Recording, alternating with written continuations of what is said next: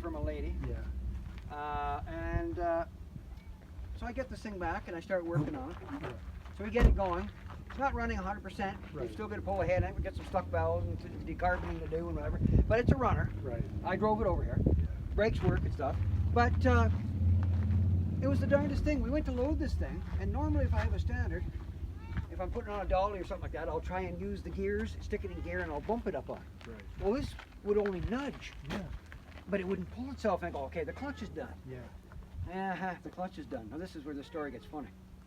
So we get it going and everything, and I drive it up to my house. Right. I step in the gas, and geez, it's working better. Well, it should have been the opposite. It should have Yeah. slipped like crazy. Well, it was getting better. Yeah. So I go, well, what's happening here?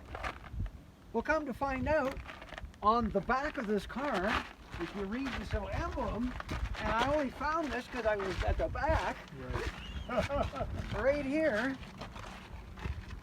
fluid drive. Oh. Okay. So that was the first automatic and standard transmission together. Oh. So what you do in here, when you're driving this thing, it has a high range and a low range. There's a high range and a low range. Okay. So you go reverse is up by the steering wheel and up. First and second is up by reverse. That's low range. Yeah. So, but you wouldn't use low unless you're climbing mountainous terrain or coming down a lot of descents, right? Coming down. Yeah. So where I've got it is high range. You notice I left it in high. The Okay. lever's down. So to shift this, Uh-huh. it has a torque converter Mm-hmm. plus a clutch behind it. So what you do, Yeah. you put your foot on it, you Yeah. start the car, Yeah. you let your foot out, Yeah. and you leave it out. Now it's in automatic mode.